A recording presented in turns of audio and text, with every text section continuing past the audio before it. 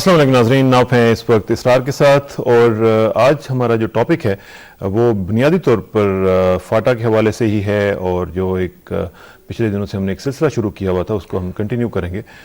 फाटा में आज आपको मालूम है कि फाटा के हवाले से वज़ीर-ए-आज़म यूसुफ रज़ा गिलानी साहब ने सूबे सरहद में जाकर पेशावर में एक जरगे से खिताब किया है।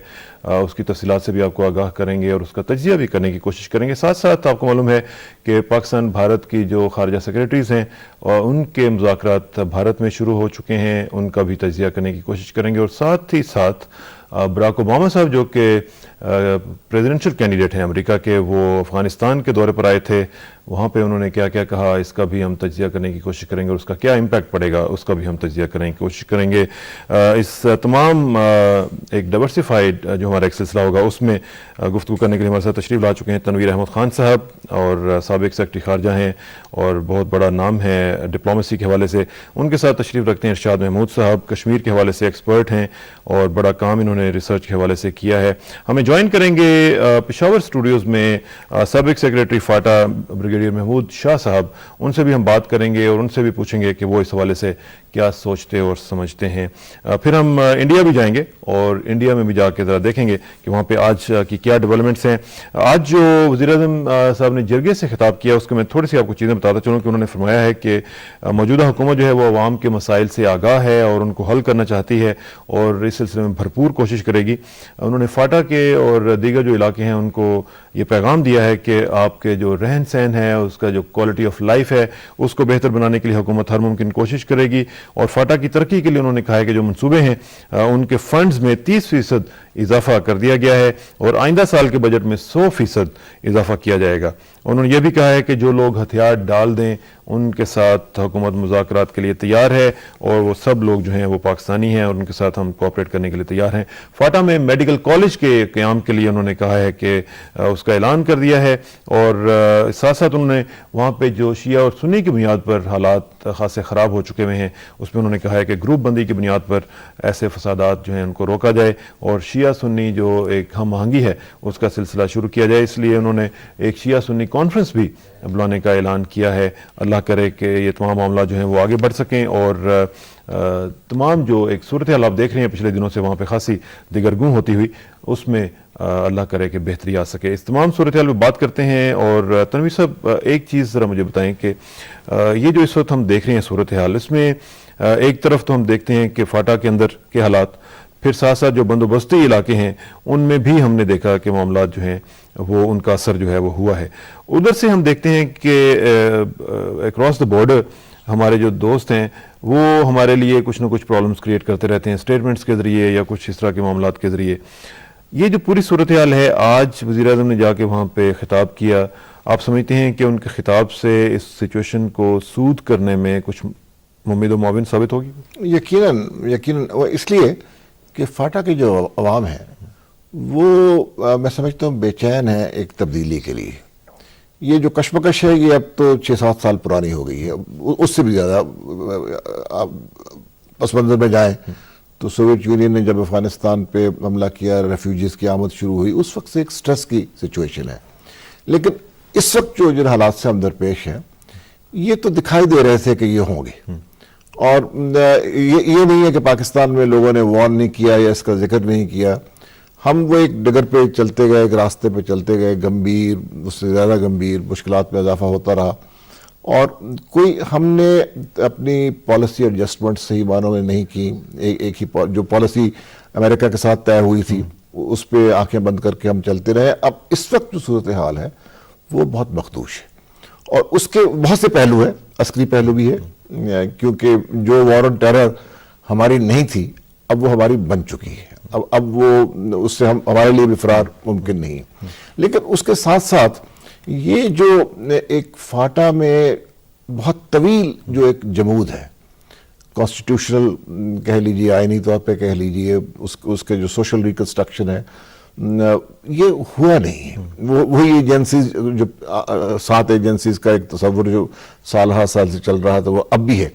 और ये इसी बात में मैं ख़त्म करता हूँ अपनी इब्तदाई कलमात कि प्राइम मिनिस्टर साहब का ताल्लुक जिस पार्टी से है, इस पार्टी का तो बहुत पुराना मंशूर है। इस पार्टी के जो बानी थे شہید ذوالفقار علی بھٹو، یہ تو ان کا عزم تھا اپنے وقت میں کہ ان ایریاز کو پاکستان کے ساتھ انٹیگریٹ کیا جائے گا، ان کے لیے باقاعدہ ان کو اسی پولیٹیکل سسٹم میں، اسی پولیٹیکل ڈومین میں لایا جائے گا جس میں کہ باقی پاکستان ہے. بہت عرصہ گزر گیا. یہ جو پولیٹیکل ڈومین میں لانے والی بات ہے، یہ ایسا اس کو ان کو انکارپوریٹ کرنے کی بات ہے یا ان کو ویسے فیسیلیٹیٹ بھی کیا جا سکتا ہے؟ دیکھیے، اس پہ بہت سی رپورٹس ہیں، کوئی ایک آدھ رپورٹ نہیں ہے.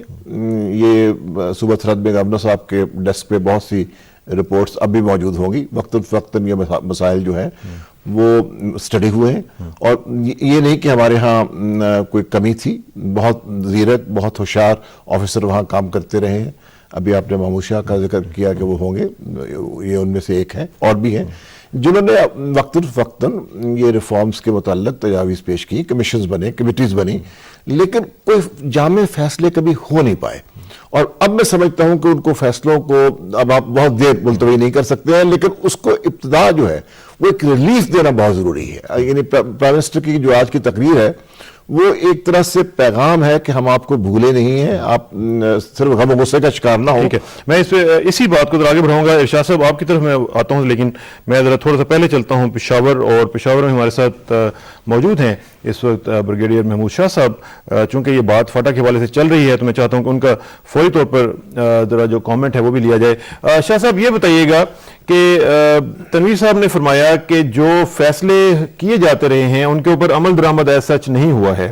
آج کا جو دورہ پشاور ہے وزیر اعظم کا، کیا آپ سمجھتے ہیں کہ اس کے اوپر کچھ امید باندھی جا سکتی ہے؟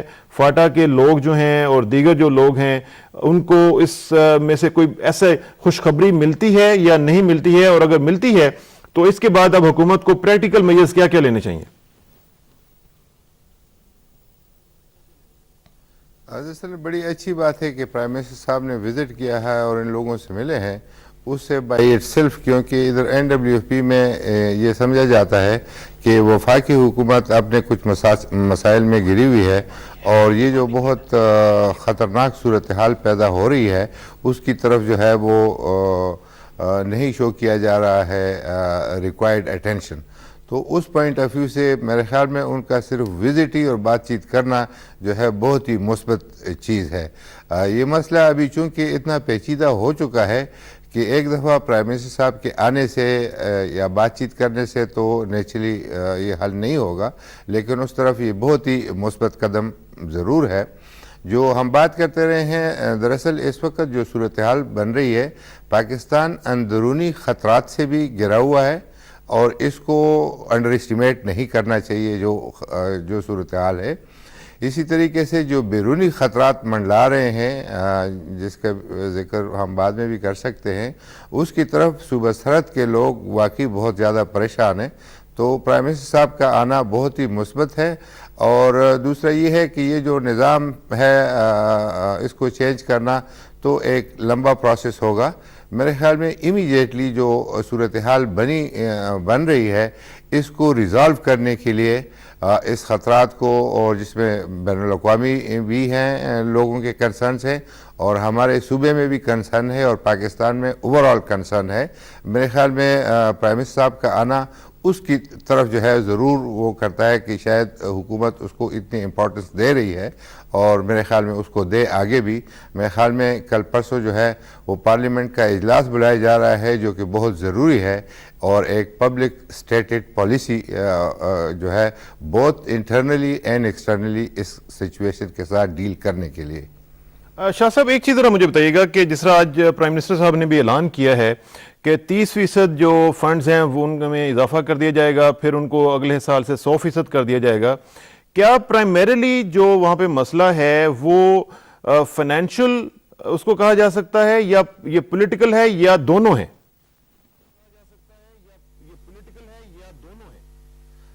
دراصل دونوں ہے. فی الحال تو صورتحال یہ ہے کہ امن و امان کی صورتحال اتنی خراب ہے کہ میرے خیال میں پیسہ خرچ کرنا اگر موجود بھی ہو تو بڑا مشکل ہے. اس لیے کیونکہ وہاں پر جب حالات نہیں ہوں گے اور جو کنٹریکٹرز ہیں، جو لوگ ہیں، وہ کام نہیں کر سکیں گے، تو اس لیے لیکن پیسے کا ہونا ٹیبل کے اوپر بہت ضروری ہے. اور ہو سکتا ہے کہ جن علاقوں میں تھوڑا سا امن ہے وہاں پر کام شروع کیا جائے تو باقی جگہوں کے لیے جو ہے یہ ایک اٹریکشن ہو سکتی ہے اور اس طرف جو ہے بڑھایا جا سکتا ہے. دراصل فاٹا میں امن و امان اور یہ ڈیولپمنٹ جو ہے وہ دونوں ایسے لازم و ملزوم ہے کہ جیسے وہ چکن اور انڈے کی کہانی ہے کہ کون پہلے پیدا ہوا. جس علاقے میں ڈیولپمنٹ نہیں ہوئی ہے, کوئی جابز کریٹ نہیں ہوئی ہے, تو وہ لوگ اویلیبل ہے ان لوگوں کو جن کو ایکسٹریمسٹ کہا جاتا ہے, ان کو چاہے وہ 500 روپے پہ یا 5000 روپے پہ, ان کو مختلف کاموں کے لیے. اور دوسرا یہ ہے کہ جب تک کہ کہیں امن و امان نہ ہو تو پیسہ خرچ کیسے کیا جائے. تو یہ دونوں جو ہے کمپلیمنٹری اینڈ سپلیمنٹری ہے, اور پیسے کی پروویژن جو بات کی ہے پرائم منسٹر صاحب نے, میرے خیال میں اس کی ضرورت ہے اور ہونی چاہیے. بہت شکریہ شاہ صاحب, آپ سے ہم دوبارہ بھی بات کریں گے, لیکن ہمارے ساتھ اس وقت چونکہ ارشاد صاحب بھی موجود ہیں اور ہم نے بات کرنی ہے دورہ بھارت جو اس وقت جاری ہے ہمارے سیکرٹری خارجہ صاحب کا, اس حوالے سے بھی, اور یہ 5th راؤنڈ آف ٹاکس جو ہے کمپوزٹ ڈائلاگ کا وہ لانچ ہوا ہے, اس حوالے سے ذرا میں بات کروں گا ارشاد محمود صاحب سے. ارشاد صاحب, آپ کچھ زیادہ توقعات اس سے باندھے ہوئے ہیں اس راؤنڈ سے, یا سیم اولڈ ہمارا جو ایک سلسلہ ہے پاک بھارت مذاکرات کا, ایک جیسے وہ کچھ لوگ کہتے ہیں کہ یہ ٹائم گین کرنے کی ایک ایکسرسائز ہوتی ہے انڈیا کی طرف سے اور کچھ بھی نہیں اس میں ہوتا, کوئی توقعات ہیں آپ کے؟ گزشتہ 2 ہفتے میں جو ڈیولپمنٹس ہوئی, جیسے کابل بمبنگ جو ہے وہ بڑی سگنیفیکنٹ ہے, اس پہ جو انڈیا میں سے ریئیکشن آیا نہ صرف میڈیا سے اور پبلک اور سول سوسائٹی سے, بلکہ انتہائی ایک سینئر جو ان کے اہلکار ہیں, نیشنل سیکورٹی ایڈوائزر نارائن نے پاکستان کو ڈائریکٹلی بلیم کیا اور پاکستان کو اکیوز کیا کہ پاکستان اس میں انوالو ہے, اور پھر ہماری ایک آج شیو شنکر صاحب نے بھی آج دوبارہ اس کا اظہار کر دیا. پھر وہ کابل گئے اور افغانستان سے بھی افغان گورنمنٹ اور وہاں کے پریزیڈنٹ نے بھی پاکستان کو کابل بمبنگ میں انوالومنٹ پاکستان کی اس کا ذکر کیا.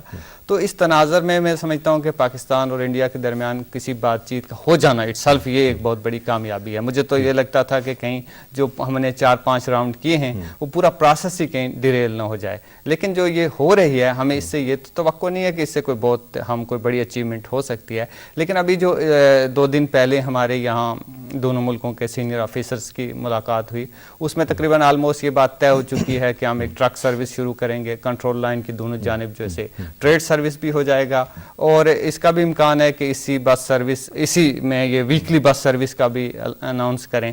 تو میرا خیال ہے یہ کافی ایک اچیومنٹ ہو. چلیں اس پہ مزید بات کرتے ہیں اور چلتے ہیں بھارت, اور بھارت میں ہمارے ساتھ موجود ہیں ممتاز صحافی قمر آغا صاحب, اور ان سے ہم ذرا پوچھیں گے کہ وہ اس وقت اس کی جو موڈ ہے ہمارے وہاں پہ ٹاکس جو چل رہی ہیں وہ موڈ کیسا ہے اور باڈی لینگویج کیسی ہے, کیونکہ آج پہلا دن تھا اور پہلے دن کے حساب سے ہم بات کرتے ہیں قمر آغا صاحب کے ساتھ اور ان سے ساری تفصیل لینے کی کوشش کرتے ہیں. قمر صاحب السلام علیکم. جی جی السلام علیکم.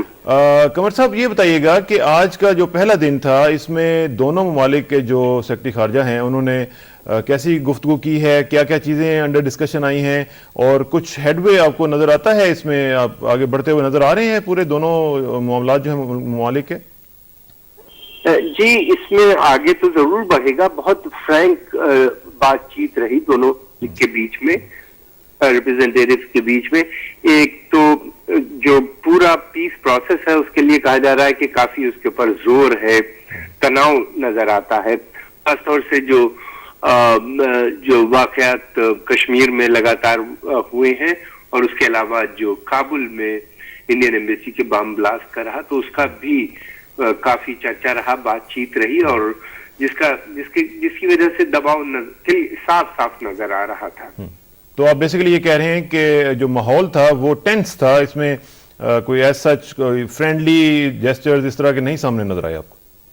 نہیں, میں یہ نہیں کہوں گا کہ فرینڈلی جیسچرز نہیں تھے, بلکہ میں یہ کہوں گا کہ تھوڑا سا اس کی وجہ سے دباؤ تھا. لیکن قمر صاحب کیا آپ یہ نہیں سمجھتے ہیں کہ پہلے ہی دن اس طرح کے جو کنٹینشیس ایشوز ہیں, اور خاص طور پہ کابل کے حوالے سے کہ جس کے بارے میں بہت سے لوگوں کو شکوک شبہات ہیں کہ فوراً ہی کسی کے اوپر الزام عائد کر دینا, اس طرح کے معاملات کو پہلے ہی دن ڈسکس کرنے سے معاملات کا ماحول تو خراب ہونے کا اندیشہ ہوگا نا؟ نہیں دیکھیے, یہاں پہ ہم لوگوں کی کچھ مجبوریاں ہیں. ہندوستان کے اندر ڈیموکریسی ہے, پبلک اوپینین بہت بدلنے لگتی ہے, بہت تیز بدلتی ہے, اور خاص طور سے ایسے موقع پہ اتنا سینسٹیو جو معاملہ ہو جس کے اندر کے اتنی جانیں چلی گئی ہوں لوگوں. ہندوستان نے اکیلے ہی نہیں کہا بلکہ افغانستان نے بھی کو پاکستان کے اوپر اشارہ کیا, پاکستان کی ایک ایجنسی کے اوپر اشارہ کیا. تو اس وجہ سے یہاں اخبار, نیوز پیپر, میڈیا جو اس کا دباؤ پڑتا ہے گورنمنٹ اس کو اس کے حساب سے چلنا پڑتا ہے. یہ بیسیکلی یہ جو پریشر ہے یا دباؤ جس کو آپ کہہ رہے ہیں, یہ اب فوراً اسکیپ گوٹ ڈھونڈنے کی طرف چل پڑتے ہیں بجائے اس کے کہ ایک اس کا تھرو ایک انویسٹیگیشن ہو, اس کے بعد کوئی چیز سامنے آئے تو پھر ٹھیک ہے, اگر کوئی الزام ثابت ہوتا بھی ہے تو پھر ٹھیک ہے. لیکن ہمارے ہاں بھی جب دھماکے ہوتے ہیں یا ہمارے ہاں بھی اس طرح کے کچھ واقعات ہوتے ہیں تو پاکستان نے کبھی اس طرح فوراً 5 منٹ کے اندر اندر کسی کو ایکیوز نہیں کیا. دیکھیے یہ کیس جو تھے پچھلے کچھ دنوں سے ہو رہے تھے یہ بہت خاص نوعیت کے تھے, اور افغانستان کے اندر ہندوستان اکیلا نہیں تھا بلکہ باہر کی بھی بہت سی ایجنسیز نے اس بات پہ شبہ کیا, اس لیے کہا گیا. لیکن ایک بات صاف ہے, ہندوستان اس بات پہ بالکل ابھی تک جڑا ہوا ہے, اور وہ یہ مانتا ہے کہ یہ جو کچھ بھی مسئلہ ہندوستان کا پاکستان سے ہے یہ بات چیت کے ہی ذریعے حل ہو سکتا ہے. یہ اس کا ایک اسٹریٹجک ڈیسیجن ہے جو اٹل بہاری واجپئی صاحب کی گورنمنٹ کے وقت میں لیا گیا تھا, اس کے ذریعے چلا آ رہا ہے. تو ابھی جو حکومت ہے, ابھی حکومت جو ہے وہ آپ کو معلوم ہے کہ زیادہ تر جو انحصار ہے تمام معاملات کے حل ہونے کا وہ کشمیر ایشو پر ہے, اور کشمیر کے اوپر کوئی ڈیولپمنٹ ہوتی ہوئی نظر نہیں آ رہی ہے اس وقت. وہاں پہ کیا فیلنگز ہیں آپ کے ہاں؟ دیکھیے کئی چیزیں ہیں, کافی پروگریس ہو رہی ہے کشمیر کے اوپر. ایک تو سیاچن کے اوپر کافی معاملہ آگے بڑھ گیا ہے, پھر سرگریب کا مسئلہ طے ہوتا ہوا نظر آ رہا ہے. کشمیر کے اوپر کانفیڈنس بلڈنگ میجر اور آگے بڑھ رہے ہیں. بس کی فریکوینسی بڑھائی جا رہی ہے کشمیر کے اندر, خاص طور سے سری نگر, مظفر آباد اور دوسری بسیں جموں سے جو چل رہی ہیں ان کی فریکوینسی بڑھائی جا رہی ہے. تو کافی اس کے اوپر ہے, اور ڈسپیوٹ کے اوپر بھی بات چیت شروع ہو گئی ہے. اور ایک اچھی بات اور بھی ہوئی ہے کہ ٹریڈ جو کہ تقریباً $1 بلین کا ہندوستان اور پاکستان میں بڑھ کے ہو گیا ہے, اور انڈائریکٹ ٹریڈ تو اس سے بھی کہیں زیادہ ہے. ان مسئلوں کے اوپر پہلی بار بات چیت شروع ہوئی ہے. فارن منسٹرز نے بھی پبلک اوپینین کیا کہتی ہے؟ پبلک اوپینین جو ہے کیا وہ پاکستان کے ساتھ بہت اچھے روابط قائم کرنے کے حق میں ہے, یا جو عام لوگ ہیں جو سٹریٹ کے اوپر چلنے والے لوگ ہیں وہ پاکستان کے ساتھ تعلقات اچھے نہیں چاہتے ہیں؟ ہندوستان میں میں سمجھتا ہوں شاید ہی کچھ لوگ ہوں گے جو نہیں چاہتے ہوں گے کہ ریلیشن پاکستان سے اچھا نہ ہو. پاکستان ایک پڑوسی ملک ہے, پاکستان کی اگر ترقی ہوتی ہے تو ہندوستان کا بھی اس میں کافی فائدہ ہے. یہاں عام جنتا چاہتی ہے کہ پاکستان کے ساتھ ریلیشن ہو, آگے بڑھے. لیکن مسئلہ یہ نہیں ہے, جب بھی بات چیت ہوتی ہے چاہے لاہور ڈکلیریشن ہو تو اس کے بعد کوئی ایک نئی بات آ جاتی ہے, چاہے اس کے بعد دوسری راؤنڈ کی ٹاکس ابھی جو شروعات ہوتی ہیں تو بام بلاسٹ ہو جاتا ہے کابل میں, یا کبھی ہندوستان کے اندر ہو جاتا ہے. تو کچھ ایسے عناصر ہیں جو اس بات پہ لگے نہیں کہ بات چیت آگے نہ بڑھے, صحیح کہہ رہے ہیں, دوستی آگے. اچھا آخر میں قمر صاحب یہ بتائیے گا کہ آج لوک سبھا کا جو اجلاس ہے وہ شروع ہو گیا ہے, اس میں کیا دیکھ رہے ہیں آپ؟ منموہن سنگھ صاحب ووٹ آف کانفیڈنس لے لیں گے؟ دیکھیے یہ کہنا تو ابھی ذرا مشکل ہوگا. امید کافی نظر آ رہی ہے, بہت ری الائنمنٹ ہو رہا ہے, بہت تیزی کے ساتھ ری الائنمنٹ ہو رہا ہے. بہت سے پارٹیز اور گروپس اور سب گروپس جو ہیں ان کے روزانہ اسٹینڈ بدل رہے ہیں بعض ایشوز کو لے کے اوپر. تو کچھ کہنا مشکل ہے, لیکن دونوں طرف سے یہ کہا جا رہا ہے کہ اپوزیشن کی پارٹیز یہ کہتی ہیں کہ ان کے پاس نمبر زیادہ ہیں, اور کانگریس رولنگ الائنس جو ہے اس کا ماننا ہے کہ وہ بہت کانفیڈنس ہے, آسانی سے ووٹ آف کانفیڈنس جیت لیں گے. آپ کی گٹ فیلنگ کیا ہے؟ آپ کی گٹ فیلنگ کیا ہے اس حوالے سے؟ دیکھیے بہت مشکل ہے, اس لیے کہ جس طریقے سے ری الائنمنٹ ہو رہا ہے تو اس کے اندر مایاوتی کے آ جانے کی وجہ سے دلت جو کئی پولیٹیکل پارٹیز میں, الگ الگ پولیٹیکل پارٹیز میں ہیں, انڈیویجول دلت, ان کے اسٹینڈ بدلتے ہوئے نظر آ رہے ہیں. تو ہو سکتا ہے کہ ایبسٹینشن ہو جائے, ہو سکتا ہے کہ وہ ہو جائے. بالکل نیک اینڈ نیک فائٹ ہے, برابر کی ہے اس میں. مجھے ایسا لگتا ہے کہ سرکار بچ جائے گی. چلیں قمر صاحب آپ سے انشاءاللہ رابطہ رہے گا. تھینک یو ویری مچ, بہت شکریہ.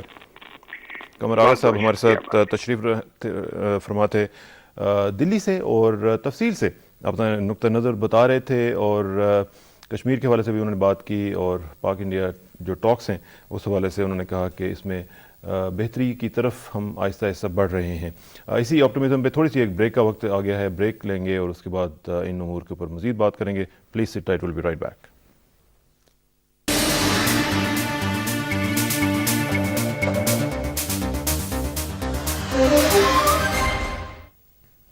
ویلکم بیک ناظرین. بات ہو رہی تھی پاکستان انڈیا ٹاکس کے حوالے سے, اور اس سے پہلے ہم بات کر رہے تھے فاٹا کی سچویشن کے حوالے سے, جو وزیر اعظم آج پشاور میں گئے اور انہوں نے وہاں پہ خطاب کیا. تنویر صاحب, یہ جو بھی ہم بات کر رہے تھے قمر آغا صاحب کے ساتھ, ٹاکس شروع ہوئی ہیں اور پہلے ہی دن پاکستان پر ایک الزام لگا دیا گیا ہے ایک بار پھر کہ جی آپ کابل بومبنگ میں شامل تھے. اچھا, اب یہ جو چیز ہے اس میں آپ چونکہ ان تمام معاملات میں انوالو رہے ہیں, یہ جو سیکٹری لیول کی ٹاکس ہوتے ہیں دے آر ویری سینسٹیو, اس میں اس طرح کی چیزیں پہلے ہی دن پہلے ہی راؤنڈ میں بات کرنا, از دیٹ اپروپریٹ؟ میرا خیال ہے اپروپریٹ کی بات نہ کہیں, ناگزیر تھا. اور اس لحاظ سے قمر آغا ٹھیک فرما رہے تھے کہ ایک وہاں دباؤ ہے, پبلک اوپینین کی وہ بات کر رہے تھے. پبلک اوپینین کریٹ بھی تو کی جاتی ہے, یعنی اب پبلک اوپینین کریٹ ہوئی ہے پچھلے چند دنوں میں. اب ایک حادثہ ہوا ہے, خوفناک حادثہ ہوا ہے کابل کی ایمبیسی کا, اس کی آپ بھی مذمت کرتے ہیں, میں بھی کرتا ہوں, ہمارے ہاں اس قسم کے کئی واقعات ہوئے ہیں. اس سے صاف ظاہر ہے کہ یہ جو علاقہ ہے یہ انفلیمڈ ہے, اس میں کچھ ایسے رجحانات ہیں جو خطرناک ہیں, سب کے لیے خطرناک ہیں, ہمارے لیے بھی خطرناک ہے, افغانستان کے لیے خطرناک ہے, ہندوستان کے لیے خطرناک ہے, بین الاقوامی برادری کو تشویش ہے. لیکن جب یہ واقعات ہو جاتے ہیں تو میں سمجھتا ہوں کہ اس پہ ریئیکشن یہ ہونا چاہیے کہ فرداً اور اجتماعی طور پہ اس کی کوئی تفتیش ہو, کسی نتیجے پہ پہنچا جائے. یہ ایک دم سے جو فیصلہ کر لیا جاتا ہے, اب آئی ایس آئی کو آپ نے ایک بہت اعلیٰ سطح پہ نیشنل سیکیورٹی ایڈوائزر, اب اگر آج وہ دباؤ تھا تو پھر میں یہ توقع کرتا ہوں, یعنی اگر میں وہاں موجود ہوتا تو پھر میری جانب سے تقاضا یہ ہوتا کہ پھر آپ ثبوت بھی ساتھ پیش کیجیے. اگر آپ اتنا بڑا الزام لگا رہے ہیں, کیونکہ یہ بظاہر تو یہ ایسی بات پہ یہ تو قرینہ قیاس نہیں, کیونکہ پاکستان کی 2004 سے بہت بڑی انویسٹمنٹ ہے ہندوستان کے تعلقات کی. ایک اسٹریٹجک ڈیسیجن ہے ہمارا بھی ان کا بھی کہ ماضی کے کنفرنٹیشن کو چھوڑ کے ایک ریکنسیلیشن کی طرف نے بڑھنا ہے, بلکہ تعاون کی طرف بڑھنا ہے. اور پھر اسی حکومت نے ابھی حال ہی میں ایک بہت بولڈ قدم اٹھایا ہے, ٹریڈ میں ایک اوپننگ دی ہے. ابھی ہم اس سٹیج پہ نہیں پہنچے ہیں جہاں کے موسٹ فیورڈ نیشن ٹریٹمنٹ ہو, لیکن کافی گنجائش اس میں رکھی گئی ہے اور وہ سبسٹینٹو ہے, یعنی وہ کاسمیٹک نہیں ہے. تو یہ باور کرنا, یہ کہنا کہ اسی حکومت کی کوئی ایجنسی پورے سارے اس عمل کو جو اتنے برسوں میں محیط ہے اس کو ڈیریل کرنے پہ تلی ہوئی ہے, میں یہ سمجھتا ہوں زیادتی ہے اور وداؤٹ اینی پروفس, اور یہ دیکھیے یہ جو آرگومنٹ ہے کہ صرف ہندوستان میں نہیں کہا گیا, افغانستان میں کہا گیا, یہ تو ان کی آرگومنٹ کو ویکن کرتا ہے. اس سے بلکہ یہ ہوتا ہے کہ ہمیں پرابلم ہو جاتا ہے اپنی پبلک اوپینین کا. ہماری پبلک اوپینین یہ کہتی ہے کہ ایک اینٹی پاکستان آرکیسٹریٹڈ کیمپین چلایا جا رہا ہے. وہ بھی تو ایک پبلک اوپینین کی بات ہے نا, یعنی صرف شیو شنکر ہی پبلک اوپینین سے متاثر نہیں ہوتے ہیں, سلمان بشیر جو ان کے سامنے بیٹھے ہیں ان پہ بھی تو دباؤ ہے نا پبلک اوپینین کا. تو یہ میں تو یہ سمجھتا ہوں. تو کیا یہ جیسے میں نے ان سے بھی سوال کیا تھا کہ اسکیپ گوٹنگ ہوتی ہے کہ فوراً چونکہ وہاں پہ ہوا ہے دھماکہ اس لیے باقی سب چیزوں کو چھوڑ دیا جائے, پاکستان کا نام لیا جائے تاکہ آرام سے تسلی سے نہیں. دیکھیے آج تو یعنی یہ اگر ہندوستان کے فارن سیکرٹری اس سے آغاز نہ کرتے تو ہندوستان کا میڈیا انہیں کہیں کھڑا ان کے لیے بہت مشکل. یہ بھی تو زیادتی ہے. ہاں, ایک ایٹماسفیئر ہے. اگر آپ اپنے آپ کو کہتے ہیں کہ جی وی آر اے ڈیموکریسی, اور پھر یہاں پہ میڈیا ہمارا بڑا جناب ڈیولپڈ ہے, انڈیا میں ڈیموکریسی بھی ہے, انڈیا میں ایک اسٹریٹجک کمیونٹی بھی ہے جو بہت نیشنلسٹک ہے, جو تند مزاج بھی ہے, وہ بہت سخت بات کرنے کے عادی ہیں, ان کو اچھا لگتا ہے اس طرح. ہاں, یہ ایک ہے. تو وہی اسی طرح کی ایک لابی ان کے میڈیا میں بھی ہے. جی وہ ڈومینیٹ کرتے ہیں اس کو, وہ ان کے ہاں یہ بہت پرفیکٹ سسٹم ہے, اور اس کو اگنور کرنا شاید ان کے لیے ممکن نہیں تھا. لیکن چلیے بات ہو گئی, اور باقی چیز جو ہے ایک ہم نے ان سے ٹیررزم میکنزم کی بات بھی کی ہوئی ہے. اگر کوئی ثبوت ہے تو اس ٹیررزم. اس میں ارشاد صاحب آپ ذرا مجھے بتائیں کہ جہاں پہ حالات اس طرح کے ہوں, ایک ٹرسٹ ڈیفیسٹ ہو اور شدید قسم کا ہو, یہ کوئی چھوٹا موٹا نہیں ہے جس میں ہم ہر چیز میں وہ ہم پہ ڈال دیتے ہیں اور شک کرتے ہیں کہ یہ تو اس میں آپ انوالوڈ ہیں, اس حالات میں آپ کس طریقے سے آگے بڑھ سکتے ہیں؟ ہم سی بی ایمز کرتے رہتے ہیں, ہم پتہ نہیں کیا بسیں چلاتے رہتے ہیں, کوئی اس کا فائدہ نہیں نظر آتا ہے. ہم نے مذاکرات کیے, ہم نے 4 پوائنٹ فارمولا دے دیا, ہم نے سب کچھ کر دیا, ہم نے فلیکسیبلٹی شو کر دی, ادھر سے ریسیپروکل کوئی رسپانس ہی نہیں آتا. دیکھیں, جیسے تنویر صاحب نے کہا اور قمر آغا صاحب نے بھی کہا کہ اسٹریٹجک دونوں حکومتوں نے ایک اسٹریٹجک ڈیسیژن کیا ہے کہ ہم ماضی کو چھوڑ کے اب آگے بڑھیں گے. یہ تو ٹھیک ہے کہ پولیٹیکل لیڈرشپ نے اسلام آباد اور دلی میں یہ ڈیسیژن کیا ہے, لیکن جو مجھے لگتا ہے, اور پچھلے 4 سال کا اگر ہم ریویو کریں تو ہمیں یہ لگتا ہے کہ جو پاکستان, انڈیا اور پاکستان کی جو اسٹیبلشمنٹ ہے اس کا مائنڈ سیٹ ابھی نہیں بدلا ہے. وہ جو مائنڈ سیٹ تھا پہلے سے جو چل رہا تھا وہ اسی مائنڈ سیٹس کے ساتھ آپریٹ کر رہی ہے. جو نارائن نے کہا, شنکر مینن نے کہا, یہ ریفلیکٹ کرتا ہے کہ انڈین اسٹیبلشمنٹ ابھی تک اس کا جو پیراڈائم شفٹ ہونا چاہیے تھا وہ نہیں آیا ہے, جو کہ ہونا چاہیے. اس کے بغیر ہم اس ڈائلاگ پروسیس کو بہت آگے کامیابی کی سطح تک نہیں لے جا سکتے. جہاں تک اس بات کا تعلق ہے کہ 4 سال میں ہم نے کیا اچیو کیا, میرا خیال ہے کہ ہم نے کافی کچھ اچیو کیا. جیسے انڈیا اور پاکستان کے درمیان تعلقات کا جو آج کا لیول ہے, اگر یہی بامنگ آپ 2002 میں یا 2003 میں ہوتی تو ممکن ہے دونوں ملکوں کے درمیان کوئی ایک جنگ چھڑنے کا ماحول بن جاتا. اور پھر ہم نے, آپ کو یاد ہوگا کہ آئیس لیول پہ دونوں ملکوں کی طرف سے کہا گیا کہ ہم نیوکلیئر بم استعمال کریں گے, لیکن اس دفعہ ایک ریسٹرینٹ کی سی کیفیت بھی آپ نے دیکھی ہوگی کہ ایک دوسری لیول پہ, اگرچہ نارائن نے ایسے باتیں کی تو دوسرے لیول پہ اس کو کول ڈاؤن بھی کیا گیا. تو پیس لا بھی دونوں ملکوں میں اس کا ایک بہت بڑا حصہ ایسا ہے کہ جو پیدا ہو چکا ہے اور جو اس پورے پروسیس کو سپورٹ کر رہا ہے. ٹھیک ہے, اس پہ مزید بھی بات کریں گے, لیکن چونکہ محمود شاہ صاحب ہمارے ساتھ پشاور سے موجود ہیں, میں ان کی موجودگی کا فائدہ اٹھاتے ہوئے ان سے پوچھوں گا. محمود شاہ صاحب, ہمارے جو تعلقات وہاں پہ اس وقت افغانستان کے ساتھ ہیں, آپ نے دیکھا کہ ان میں ایک سینسٹیو ٹرن آیا ہے اس بومنگ کے بعد, لیکن فاٹا کی بھی صورتحال کے اوپر اس کا امپیکٹ پڑتا ہے. میں دیکھ رہا تھا کہ ہمارا جو Afghan side of the border ہے اس میں ادھر سے ہمیں وہ رسپانس بھی نہیں ملتا ہے, وہ پریکٹیکل میجرز بھی نہیں ملتے ہیں جس طرح کہ ہم نے اپنے بارڈر پہ کیے ہوئے. 1200 سے زیادہ ہمارے چیک پوائنٹس ہیں, 100,000 سے زیادہ ہمارے جو فوجی ہیں, ایف سی کے لوگ ہیں, وہ وہاں پہ موجود ہیں. یہاں پہ میں دیکھ رہا ہوں کہ جو ہماری طرف سے پریکٹیکل میجرز لیے جاتے ہیں ان کو ریسپروکیٹ نہیں کیا جاتا ہے افغانستان کی طرف سے. الٹا وہ ہم پہ پریشر ڈال دیتے ہیں جی کہ آپ ہمارے لیے پرابلمز کریٹ کر رہے ہیں. ٹھیک ہے, ہمارے پاس وہاں پہ 40,000 کے قریب لیگل کراسنگز بھی ہیں, سارا کچھ ہے, لیکن کیا افغانستان کو بھی کچھ اس معاملے میں کرنے کی ضرورت ہے یا نہیں ہے؟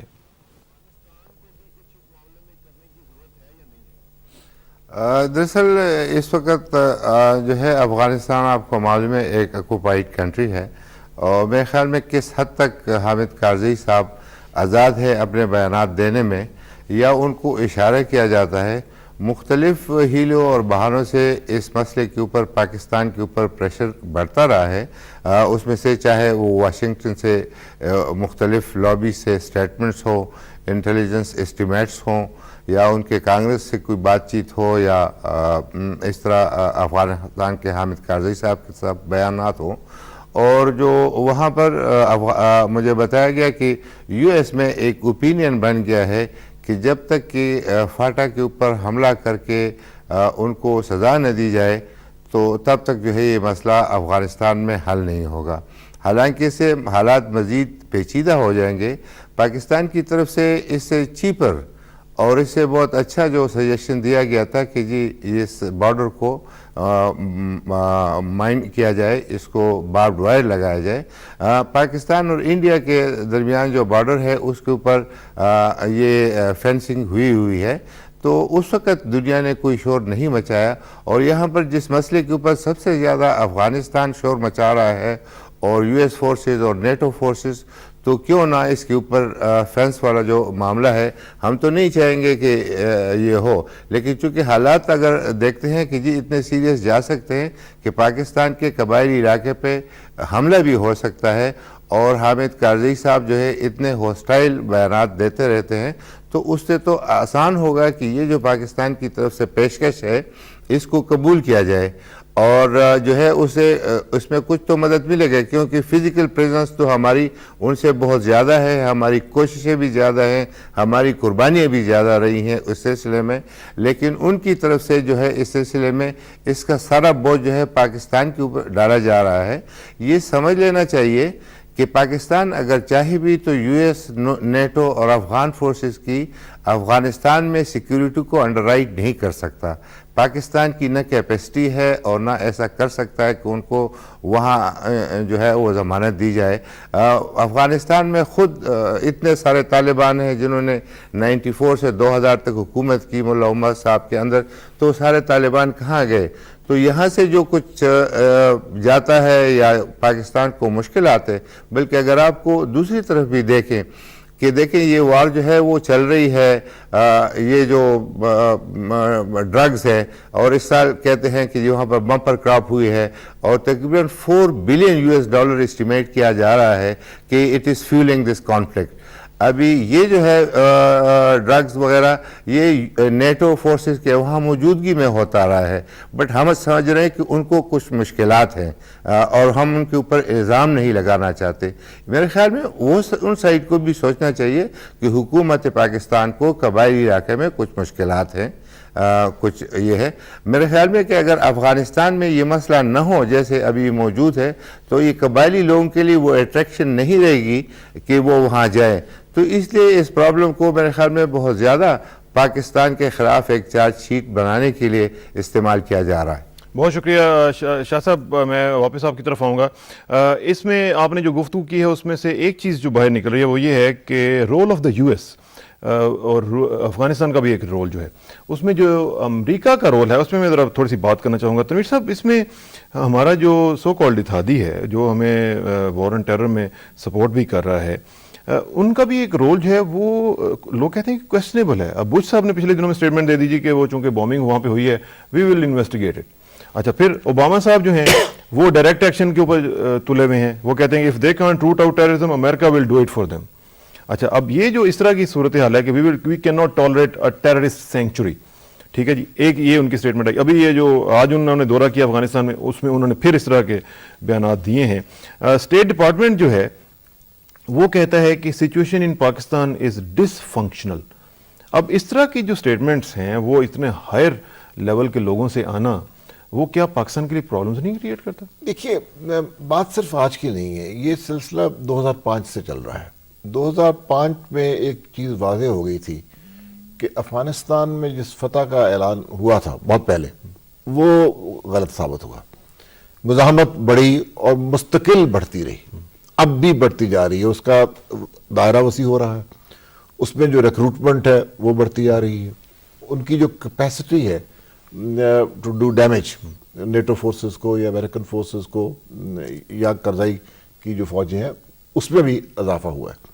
اب ایک دباؤ وہاں بھی ہے پبلک اوپینین کا کہ پہلے وہاں تو سوال بنیادی پوچھا جاتا ہے امریکہ میں کہ وی نو ہو لاسٹ عراق اور who lost Iraq, now who is losing Afghanistan. تو اس پہ پاکستان پہ مستقل ایک پریشر رکھا گیا ہے کہ we are not doing enough, do more. اب بھی کل میرا خیال کل یہ سیکرٹری رائس نے کہا, کانڈولیزا رائس نے کہا ہے کہ پاکستان should do more. یہ تو ایک مستقل ان کی ایک تھیم ہے. لیکن اس لیے یہ پریشر ڈالنے کے لیے ہوتا ہے یا ویسے they really mean it؟ نہیں, I think they mean it. کیونکہ دیکھیے نا, جب اس قسم کی چیز مستقل کی جاتی ہے اور برابر 2.5-3 برس ہو تو پھر ظاہر ہے کہ انسان سوچتا ہے کہ اس کا پس منظر کیا ہے. پس منظر میں سمجھتا ہوں بہت واضح ہے. پس منظر یہ ہے کہ وہ جو کولیشن فورسز ہیں ان کے جو سربراہ ہیں وہ چاہتے ہیں, فیصلہ ساز جو ادارے ہیں وہ یہ چاہتے ہیں کہ پاکستان کی جو آرمڈ فورسز ہیں وہ اس ایریا میں کامبیٹ میں الجھے رہے تاکہ یہ جو دباؤ ہے یہ ٹرانسفر نہ ہو ان پہ. اور اس کے لیے دیکھیے ایک حد تک تو الزام ان کا درست ہے, یعنی اس حد تک درست ہے کہ 2500 کلومیٹر یہ ہے, اور آپ نے خود ہی فرمایا کہ پاکستان نے تو 1000 سے زیادہ پوسٹیں کی ہوئی ہیں, اس جانب تو کچھ بھی نہیں ہے اور نہ ان میں اہلیت ہے. لیکن اگر وہ چاہتے ہیں کہ ہم الجھے رہیں تو پھر کیا یہ ہماری جنگ ہے؟ جی دیکھیں یہ بھی ایک کویسچن اٹھتا ہے. میں نے شروع میں عرض کیا تھا کہ ہماری جنگ نہیں تھی جب ہم نے, اب ہو گئی, لیکن یہ ہماری جنگ بن چکی ہے کیونکہ جب Now we should own it.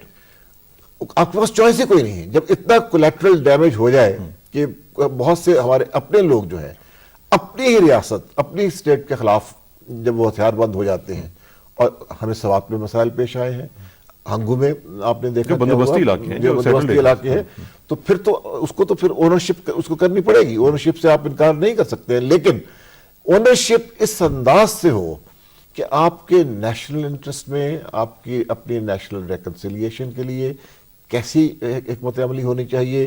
وہ ضروری نہیں ہے کہ یہ ویسے بہت بڑا کویسچن ہے. میں اس میں تھوڑا سا ارشاد صاحب آپ کا بھی ویو لوں گا. آپ اگرچہ کشمیر کے اوپر ایکسپرٹ ہیں لیکن میرا خیال ہے کہ یہ بھی چونکہ سارا علاقہ اس کے ساتھ ریلیٹ کرتا ہے اور یہ سارا اس کے ساتھ ملتا ہے. اور افغانستان میں آپ نے دیکھا کہ انڈیا کا رول اور یہ سارا کچھ. کیا یہ جو ہم وار لڑ رہے ہیں اس سے ہمارا جو ایک کشمیر کاز تھی وہ سفر ہوئی ہے, وہ اس کو نقصان پہنچا ہے یا اس کو کوئی فائدہ پہنچا ہے؟ آپ کی پرسنل اوپینین اس حوالے سے کیا؟ دیکھیے کشمیر تو بالکل پس منظر میں چلا گیا اس کی وجہ سے. جو ایک گلوبل سین میں کشمیر تھا, آج آپ کو کشمیر کہیں نہیں نظر آتا آئے گا. حالانکہ پرویز مشرف نے کہا تھا جب یہ وہ وار آن ٹیرر کو سپورٹ کرنے گئے تھے تو جیسے انہوں نے کہا تھا نیوکلیئر اور دوسری چیزوں کے علاوہ کشمیر پہ بھی دنیا ہماری مدد کرے گی. لیکن ہم نے دیکھا کہ ان پچھلے 5-6-7 سال میں کشمیر کہیں بھی نہیں رہا. لیکن ایک دوسرا پہلو اس کا یہ ہے کہ انڈیا کی جو افغانستان کے اندر انوالومنٹ ہوئی, اس انوالومنٹ کی وجہ سے یہاں افغانستان کے اندر پاکستان اور انڈیا کے جو انٹرسٹ ہیں ان میں بھی ایک بہت کلیش پیدا ہوا ہے, جسے ہمیں تسلیم کرنا چاہیے. جو ان کی 4-5 کونسلیٹس ہیں وہاں, ان کے بارے میں بہت مصدقہ لوگ جو بہت ہی سینئر لوگ ہیں پاکستان اسٹیبلشمنٹ کے, وہ لوگ بار بار یہ کہتے رہے. ایون پریزیڈنٹ نے خود کہا ہے کہ پاکستان میں جو بامنگ ہوئی ہے, جو انسرجنسی ہے فاٹا میں اور فرنٹیئر میں, اس میں انڈینز انوالومنٹ ہے. جیسے میں نے پہلے کہا تھا کہ اسٹیبلشمنٹ کے مائنڈ سیٹ میں بہت تبدیلی نہیں ہوئی, چونکہ کشمیر میں ان کو ایک بہت مشکل وقت کا سامنا کرنا پڑا. اس پنجاب میں ان کے ساتھ بڑے برے حالات ہوئے, تو یہ ان کے لیے ایک اچھا موقع تھا. انڈین انٹیلیجنس کے اگر پرسپیکٹیو سے آپ دیکھیں تو ان پے بیک کرنے کا ان کو ایک موقع ملا ہے. نہیں, یہ جو کابل بومنگ جو تھی, کابل بومنگ میں کچھ لوگ یہ کہتے ہیں جی کہ یہ جان کے کروائی گئی تاکہ انڈین ٹروپس جو ہیں ان کو افغانستان میں لانے کا بہانہ بن سکے. اچھا, اب کچھ لوگ ساتھ یہ بھی کہتے ہیں کہ انڈیا کبھی بھی نہیں چاہے گا کہ وہ افغانستان میں آ کے پھنسے, جس طرح کہ روس پھنسا تھا اور وہ اپنی فورسز یہاں پہ لے آئے اور وہ پھر ظاہر ہے کہ طالبان کا وہاں پہ معاملہ اور ٹھیک ٹھاک وہاں پہ مسائل جو ہیں وہ اس دلدل میں پھنس سکتا ہے. تو آپ کے نزدیک کون سا ویو بہتر ہے اور کون سا ویو ٹھیک ہے؟ دیکھیے انڈینز کی جو میری انڈرسٹینڈنگ ہے, وہ جو انڈینز کی انوالومنٹ افغانستان میں کم ہے وہ امریکن کی وجہ سے. جو امریکنز کہتے ہیں کہ چونکہ اس سے پاکستان بہت ہوسٹائل ہو جائے گا اور پاکستان ایک کوئی دوسری پوزیشن لے سکتا ہے, ادروائز پوزیشن جو اب وار آن ٹیرر میں پارٹنر ہونے کے بجائے میں بھی اس کے برخلاف چلا جائے. لہٰذا امریکن ان کو کہہ رہے ہیں کہ آپ سلولی افغانستان میں چلیں. ادروائز انڈینز تو آپ کو معلوم ہوگا کہ ابھی امریکنز نہیں افغانستان میں پہنچے تھے تو انڈینز نے ایمبیسی وہاں شروع کر دی تھی, ان کے فارن منسٹر وہاں پہنچ گئے تھے. تو میرا خیال ہے کہ وہ تو ڈسپیریٹ ہیں, وہ افغانستان میں جانا چاہتے ہیں, افغانستان میں ان کے لیے بہت اپرچونیٹی ہے. تو پھر اس کا مطلب یہ ہوا کہ جو آپ نے شروع میں بات کہی کہ ہم یہ جو جنگ لڑ رہے ہیں, is that at the cost of Kashmir? Kashmir نے تو بہت سفر کیا, اس میں کوئی شک نہیں, کشمیر نے بہت سفر. میں اس سے بالکل اتفاق کرتا ہوں کہ کشمیر پس منظر میں چلا گیا ہے. گلوبل لیول پہ دیکھیے ایک جو بہت بڑا سیٹ بیک جو ہمیں ہوا ہے وہ یہ ہے کہ ایک جو مسلمہ اصول تھا یونائٹڈ نیشنز کا, انٹرنیشنل لا کا, انٹرنیشنل کنونشنز کا, the right of self determination of oppressed people of occupied lands, وہ اس کا کوئی وجود نہیں رہا, اس کے لیے کوئی سپورٹ نہیں. اور اس کی وجہ سے کشمیر کے عوام کو بہت ایک ڈس ایڈوانٹیج میں جانا پڑا ہے. اور اس کا براہ راست تعلق ہے یہ وار آن ٹیرر سے, کیونکہ امریکہ ہمیشہ ایک میجر آئیڈیا چاہتا ہے جس کو وہ ری فارمولیٹ کرتے رہتے ہیں. بعض اوقات وہ کیموفلاج بھی ہوتا ہے. مثلا عراق کی بات تھی, آپ بھی جانتے ہیں, میں بھی جانتا ہوں کہ اس میں آئل بھی تھا, بہت سی چیزیں تھیں, لیکن اس کو لبرٹی, فریڈم, ڈیموکریسی کہا گیا. یہی افغانستان میں بھی کہا گیا. تو لیکن اس میں اگر کوئی کامیابی ہو جاتی تو شاید صورتحال مختلف ہوتی. دونوں صورتوں میں کوئی خاص کامیابی نہیں ہوئی. اور اب افغانستان کا جو مجھے سب سے بڑی تشویش ہے, آپ نے اوباما کی بات کی. اوباما صاحب نے الیکشن ایئر ہے, وہاں الیکشن ایئر میں افغانستان بہت بڑا ایشو ہے. وہ جان بوجھ کے اس کا ایشو بنایا گیا تاکہ عراق کی زیادہ بات نہ ہو. اوباما بات کرتے ہیں عراق کی, وہ کہتے ہیں کہ میں وہاں سے امریکن ٹروپس کو نکال لوں گا, لیکن اس کو وہ واپس لا کے وہ کمپنسیٹ یہ کرنے کے لیے کہتے ہیں کہ افغانستان میں فتح ممکن ہے اور اس کو ہم حاصل کریں گے. اس پہ انہوں نے اپنے کیمپین میں بڑی سخت باتیں بھی کی ہیں. لیکن ابھی جب وہ افغانستان آئے ہیں تو میں نے دیکھا کہ ان کے لب و لہجے میں تھوڑی سی ایک مثبت تبدیلی ہوئی.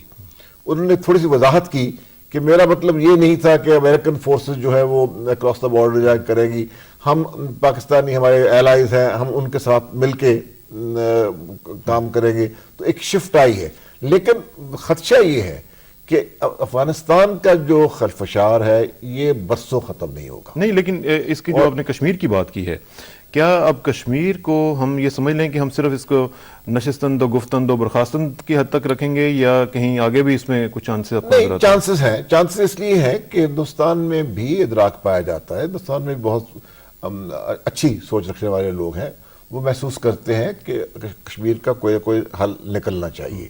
اب یہ ہے کہ ابھی تک پاکستان اور وہ کوئی ہم آہنگ نہیں ہے. نہیں، لیکن وہ پلیٹر پہ رکھ کے تو ہمیں نہیں دیں گے نا. پلیٹر پہ It's not bleeding anymore. ہاں، میرا خیال ہے یہ تو وہ کبھی بھی نہیں کریں گے کہ آپ کو پلیٹر پہ رکھ کے دیں، لیکن اس کے جو ممکنہ حل ہماری طرف سے بات چیت ہوتی رہی ہے، ان پہ وہ بات چیت کرنے کو تیار ہیں. ان کی مشکلات جو ہیں وہ صرف پاکستان سے متعلق نہیں ہے، وہ کشمیری عوام سے متعلق ہے. کشمیر جس کو انڈین ہیلتھ کشمیر ہم کہتے ہیں، اب اس کے اندر بھی تو اعتراضات ہیں. ویلی کے لوگ اور کچھ کہہ رہے ہیں، جموں میں ایک ہندو نیشنلزم کو فروغ دیا گیا ہے، لداخ میں بھی ایک کوشش کی گئی ہے کہ ایک اینٹی ویلی یا اینٹی مسلم ایک سینٹیمنٹ. اس میں ایک پوائنٹ اضافہ کرنا چاہوں گا تنویر صاحب کی بات کہ کشمیر جو ویلی ہے پرٹیکولرلی اور جو مسلم ایریاز ہیں ان میں بہت سینٹیمنٹ ہے آزادی کا اور اینٹی انڈیا ہیٹریٹ میں جو بدل چکا ہے. ابھی آپ اگر پچھلے 1-2-3 ہفتے کے اخبارات دیکھیں تو کوئی 1 ملین سے زیادہ لوگوں نے پروٹیسٹ کیا، 1 ملین سے زیادہ لوگوں نے شرائن بورڈ کے مسئلے پہ. اور اس سارے پروٹیسٹ میں لوگوں نے صرف شرائن بورڈ کو ٹارگٹ نہیں کیا، جو ہزار تھا، جو ریفلیکشن تھی وہ یہ تھی کہ اینٹی انڈیا تھے، اور لوگوں نے آزادی کے نعرے لگائے. اور مجھے کئی دوستوں نے بتایا کہ جو دور دراز ریموٹ ایریاز تھے وہاں بھی مکمل ہڑتال ہوئی اور لوگوں نے پروٹیسٹ کیا. 1 دن نہیں 8 دن پروٹیسٹ کیا. تو یہ جب تک یہ سینٹیمنٹ کشمیر میں موجود ہے، انڈینز کو کچھ نہ کچھ اس کا وے آؤٹ نکالنا پڑے گا. اس کے بغیر وہ اس کے ساتھ وہ وے آؤٹ کا جو ایک ہم نے فارمولا نکالا ہے وہ ہے مذاکرات. وہ ہم کرتے رہتے ہیں. آج 5th راؤنڈ جو ہے وہ ٹاکس کا شروع ہو گیا ہوا ہے.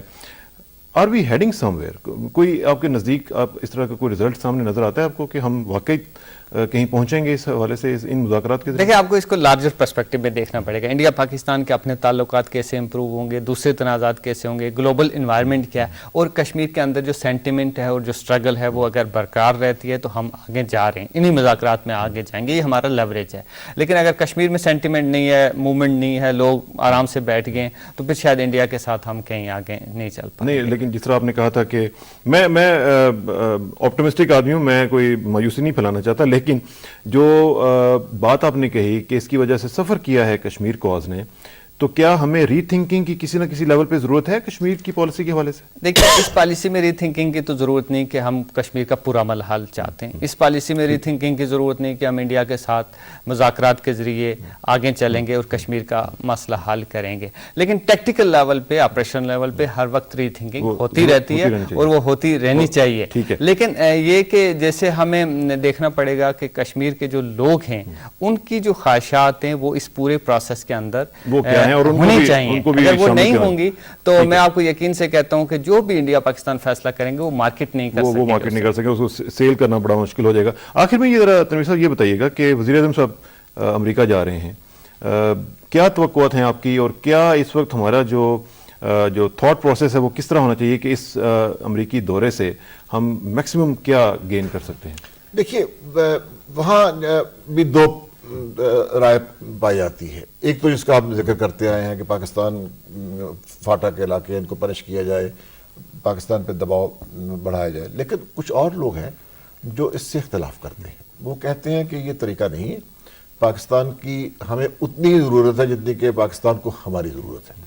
اور وہ کہتے ہیں کہ ٹرانسفارمیشنل ڈپلومیسی کرنی چاہیے. اس کے لیے وہ ایک بل بھی ہے جس میں کہ وہ کہتے ہیں کہ ملٹری اسسٹنس سے ذرا شفٹ کر کے یہ ایک طویل 5 برس کے لیے جو بائیڈن اور لوگر والا جہاں وہ انتظامات کیے جائیں تاکہ پاکستان کی جو کیپیسٹی ہے یہ پاورٹی ایلیویشن کی، ایجوکیشن کی، ہیلتھ کی، تو میں سمجھتا ہوں کہ اس پہ ہمیں زور دینا چاہیے. اور دوسرا یہ کہ میں سمجھتا ہوں کہ پرائم منسٹر صاحب کو، صدر بش کو یہ ریمائنڈ کروانا چاہیے کہ اس طرح جب اب ہم نے ان سے رشتہ استوار کیا تھا تو اس بنیاد پہ کیا تھا کہ یہ ماضی کی طرح یہ فلکچویشن نہیں ہوگی، اس پہ استقامت ہوگی اور یہ لانگ ٹرم ہوگا. بہت شکریہ تنویر احمد خان صاحب، اور اللہ کرے کہ جو آپ کہہ رہے ہیں اس طرح ہو سکے اور اس میں سے اچھے رزلٹس جو ہیں وہ برآمد ہو سکیں.